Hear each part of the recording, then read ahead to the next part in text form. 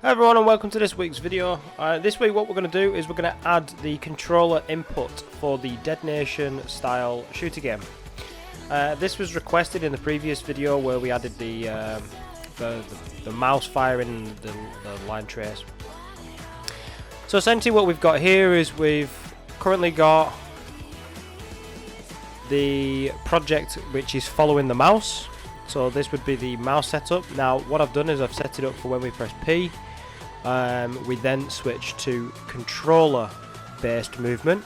So as you can see, as I walk around, the aiming currently follows the direction that I walk in, but then as soon as I touch the other joystick, the aim joystick, which is the right, that joystick then takes over the direction. So then the character starts to strafe and the player aims wherever the analog is pointing. And then as soon as you let go of the aiming analog, you can see there that the motion takes the sort of control over the aim again. But then as soon as we override that with the other analog stick, that then takes it into account. And then we can fire, but that's already been set up. So without any further ado, let's jump into it. This should be straightforward. But I've not looked at this project for a while, so from where I was in the previous video to this video, I'm maybe slightly disconnected, but I'll try and join the gaps as much as I can. Let's get into it. So just before we get started, what I'm actually going to do is, instead of recreating this, because there is a lot of previous code that this all fits in with, I'm just going to talk through the addition to it. So essentially where the original mouse input is situated here, which if you followed along you'll know what some of this is. If you haven't, I'd recommend watching some of the previous videos where we set up this mouse input and the rotation to do with the light and the laser beam that comes out of the character, the aim line. This is kind of just a bolt onto that, just to make the controller work. So what we've essentially done is I've customized the mouse controllers, so where this takes the rotation or the movement of the mouse, predominantly on the X for the left and right. What I've done is in this input in the project settings, I've added the game controller, which I'll just go over now and show you. So that's rotate X. So over in the project settings, you can see here I've got move forward, but that's keyboard, move right, that's keyboard. Here we go. So rotate X is the mouse, which it always was, but now it's also the gamepad right thumbstick X axis, and I've set that to -1. And then here in the rotate Y, we've got obviously the mouse, which is the Y. This isn't currently used in the aiming because we only take the left and right into consideration for the aiming with the mouse, but for the gamepad we use the thumb Y axis, and we have that also set to -1. And then what that allows me to do, if I go back into the character, I can then take this axis data. So all the way left would be -1 and all the way right would be +1, and vice versa with the Y. I think all the way up is -1 and all the way down is +1. So with that we can then make a vector from this data. So then we've got a kind of direction. So depending on where this is, so if it's all the way left, it'd be -1, and if it's all the way down, and then that'd give us a direction. It'd add them two together and give us a direction, like to point in.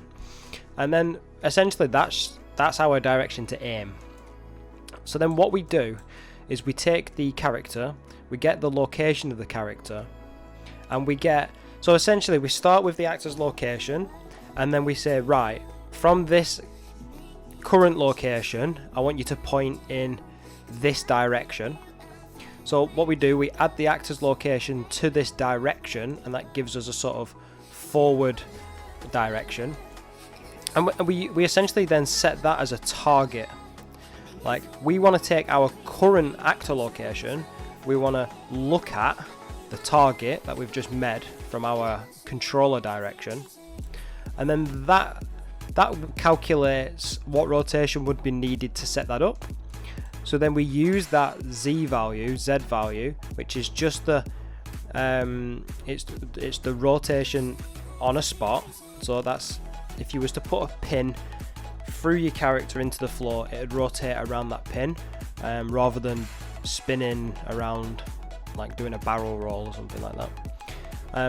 Then because of the way that this is sort of works with the negatives and the pluses, we need to minus 90 degrees off it just for it to work as intended, and then we plug that into a set actor rotation for the Z. Now we only want this to apply in certain conditions.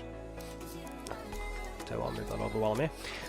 We only want it to apply in certain conditions, and they are: one, if the game controller is actually active.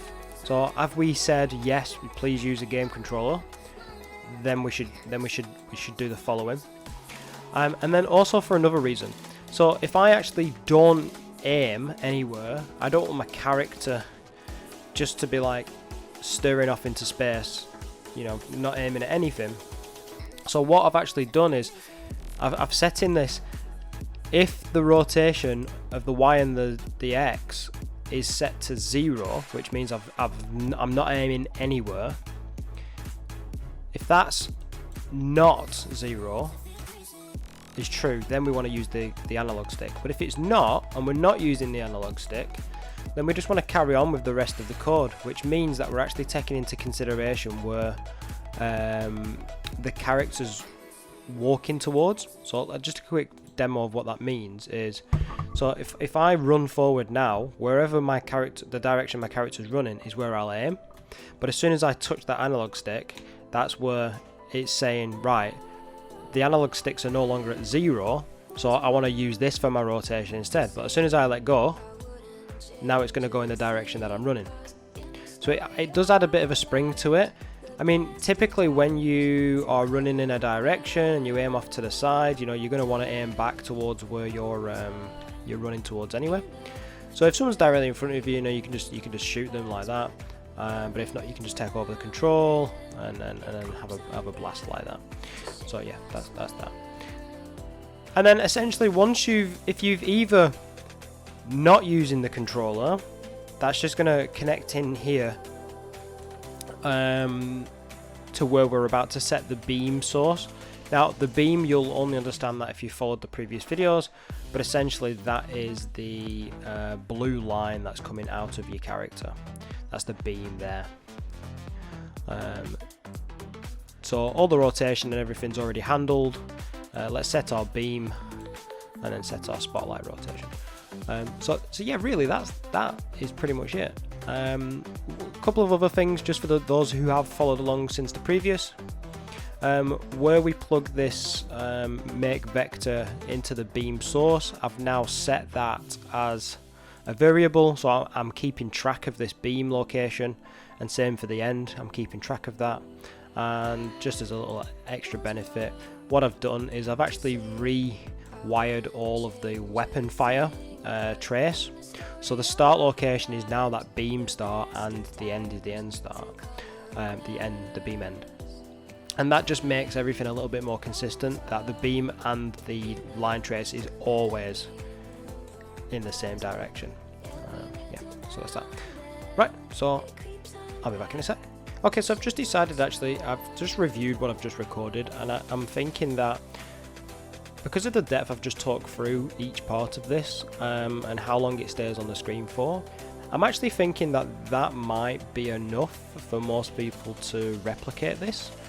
So I'm not actually going to delete all of this and start rebuilding it. Now, because this was requested, I'm hoping that the few people that wanted this will be able to follow along with that. But what I am going to say to you is, if you do struggle replicating this, pop a comment down below and I will build it from scratch on a video. This is more of a tester.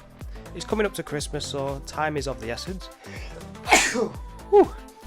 Excuse me there for that. Yeah, so time is a bit limited at the moment, so I'm going to take that as a cheeky opportunity to not rebuild that, because it does take a lot more time.